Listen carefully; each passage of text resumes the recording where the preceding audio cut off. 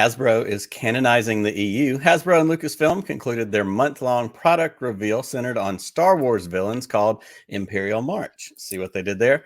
With the unveiling of several new figures. Stealing the spotlight this week is a 4-pack inspired by Timothy Zahn's Last Command novel, one of my personal favorites from my years growing up as a middle school kid, notably featuring the infamous Luke Skywalker clone Luuke, depending on how you pronounce that.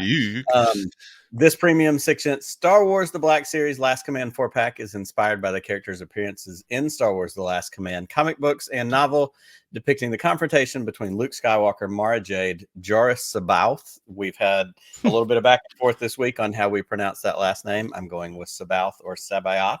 I don't know. And there's also another pack that has Darth Vader, General Grievous, and Admiral Thrawn. 2 separate packs, but this pack with Last Command includes 2 different versions of Luke, Mara Jade, and Joruus C'baoth.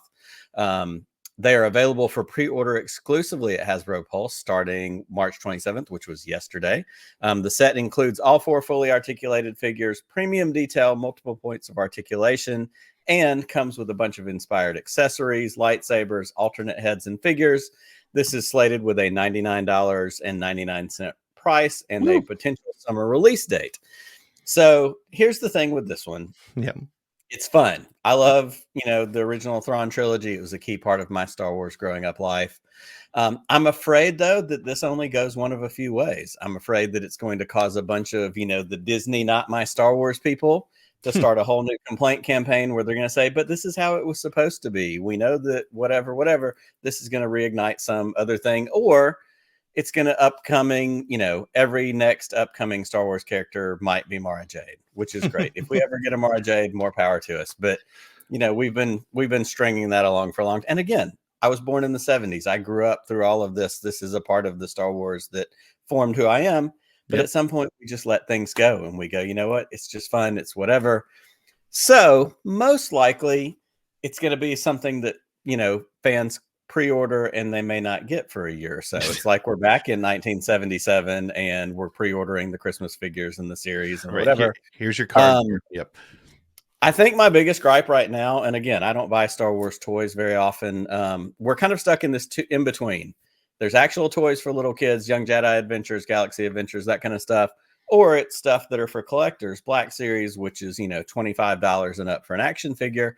And I'm not sure where we lost the middle ground of, toys, like Star Wars toys. You and I grew up with these toys and we beat the crap out of them and froze them and buried them in our backyards.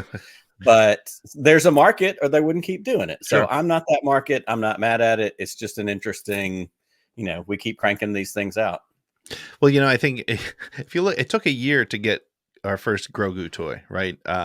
Yes. And this has taken, I'm not very good at math, but I'm going to say about 30 years to get our first Luke Skywalker clone and Joruus C'baoth or maybe here's what they can add as a feature for that figure that I would love is a little button you press and it tells you how to say it. Let's settle it because I've been listening. Eliminate the confusion. Exactly.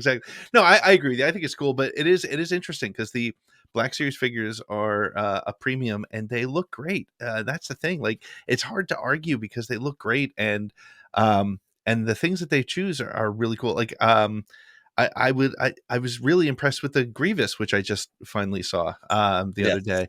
I almost plunked, but that's like $36. I almost plunked it down to get it. The tricky one on that one that trips people up was that 3-pack is Vader, Grievous, and Thrawn.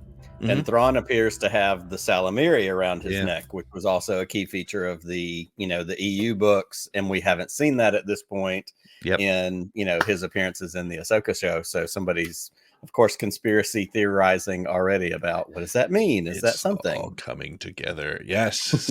Just as we planned.